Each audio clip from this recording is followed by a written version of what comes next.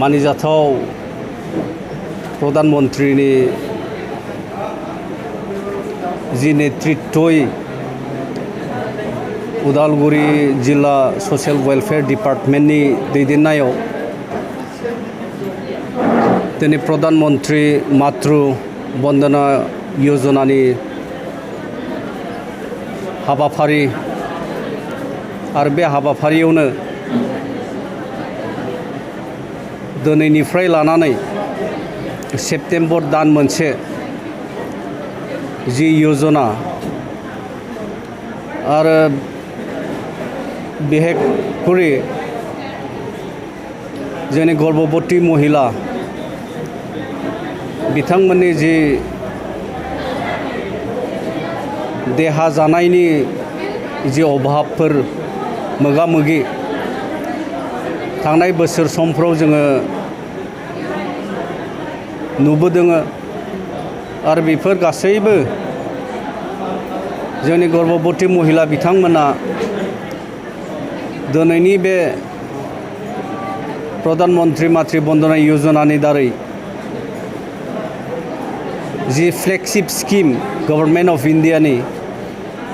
जा मोननांगौ आसनिफोर आरो बे आसनिफोरनि दारैनो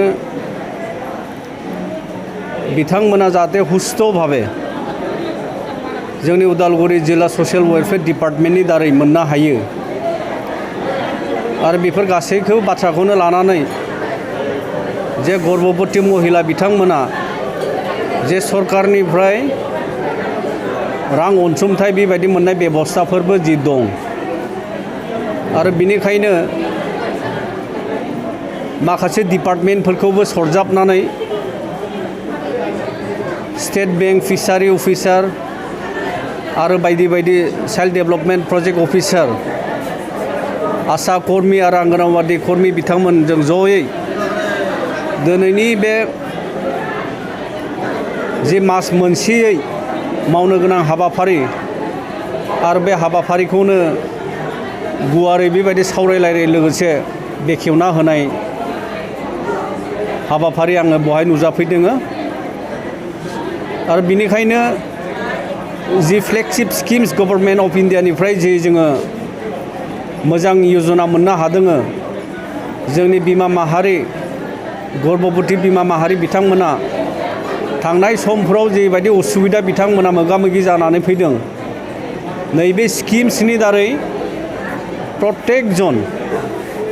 जोंनि गर्भवती माहारि बिमा माहारि बिथांमोना जाहाथे बेबायदि उसुबिदायाव जाहाथे गोलैया आरो बिनिखायनो जोंनि उदालगुरि जिल्लानि मानिजाथाव ससियेल वेलफेयर अफिसार दिउरि बायदिखौ धन्यबाद होदों मोजां सम बेबायदि गासैबो गावनि बेन्दोंनि सिङाव थानाय जाफोर खामानि मावग्रा वर्कार्सफोर डिगनिटरिसफोर लाफानानै दिनैनिफ्राय लानानै जे हाबाफारि आरो बे हाबाफारिखौ खुब मोजां रोखोमै बिथांमोना सामलायलांगोन मावलांगोन आरो गुवारै बेखिनि बाथ्रा आरो दिनैनिफ्राय जोङो जोंनि समाजनि जोंनि ओनसोलनि जौगानाय जि माने चाइल्ड ट्रेफिकिंनि बाथ्राफोरबो दिनै जोङो सावरायलायनाय जादों जोङो गासैबो मिथिखायो जे जोंनि समाजाव चाइल्ड ट्रेफिकिं जायो आरो बेफोरनिफ्रायबो जोङो रैखा खालामनो हायो नामा दा बिनिखायनो गासैबो बिथिंखौ बिसेसकरि जोंनि बिनानाव मोना जाहाथे बैफोर खैफोद आफोद चाइल्ड ट्रेफिकिंफोरनिफ्राय जाहाथे गनो हायो रैखा मोननो हायो आरो बेफोरनि खारनैबो खामानि मावनो होननानै दिनै जों गासै बहाय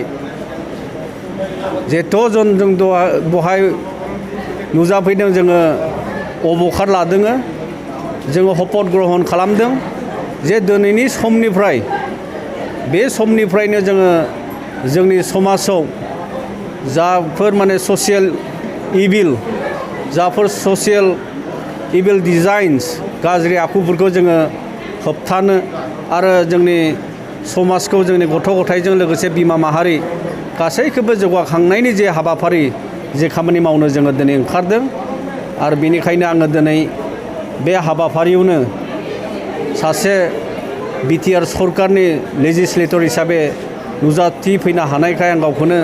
धन्यबाद होदों आरो धन्यबाद होनानै दिनैनि बे हाबाफारियाव नुजाथिफैदों। गोजोन्थों।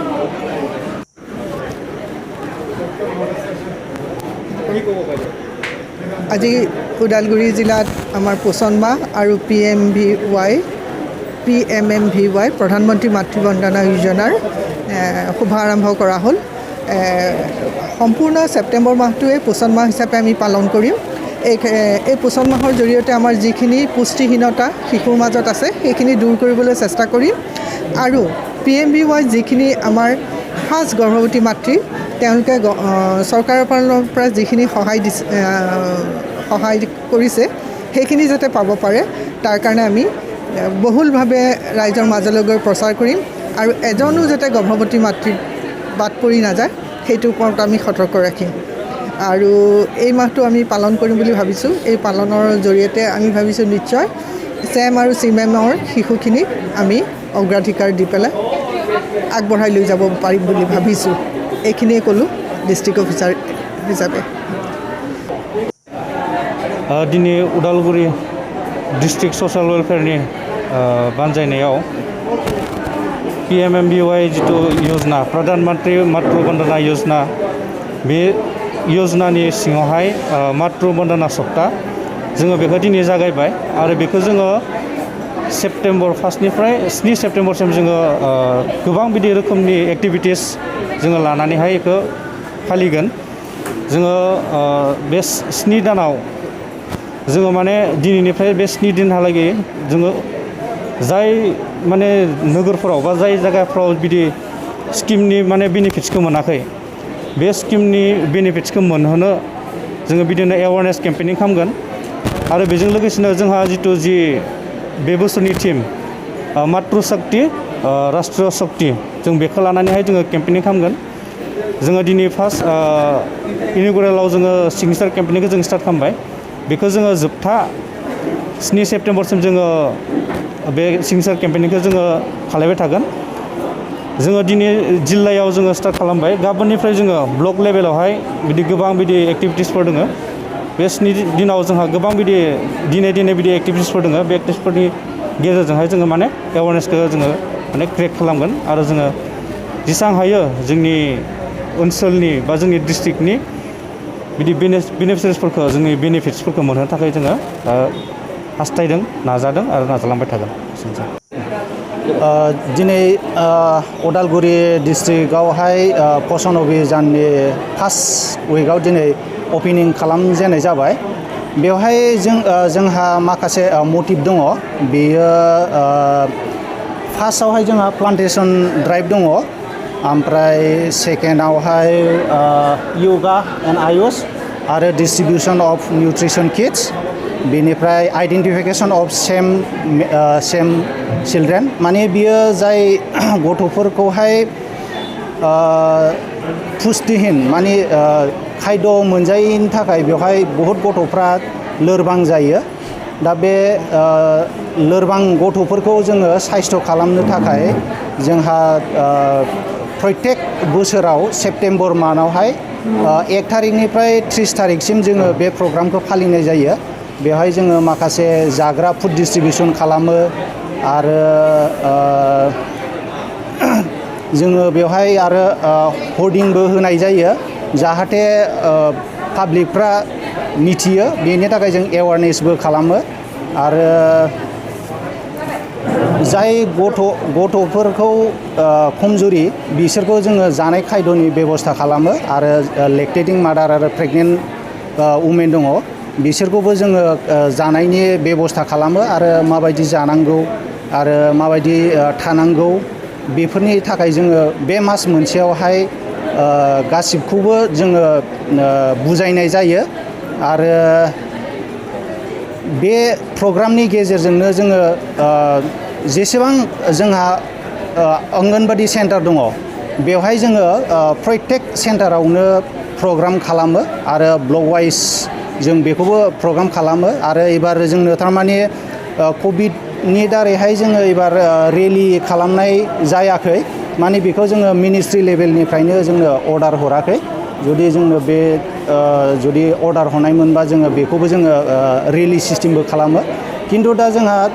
जोंनि माबायावहाय सानसेनि थाखाय जोङो मुभिबोल दङ बे जाहैबाय जोंना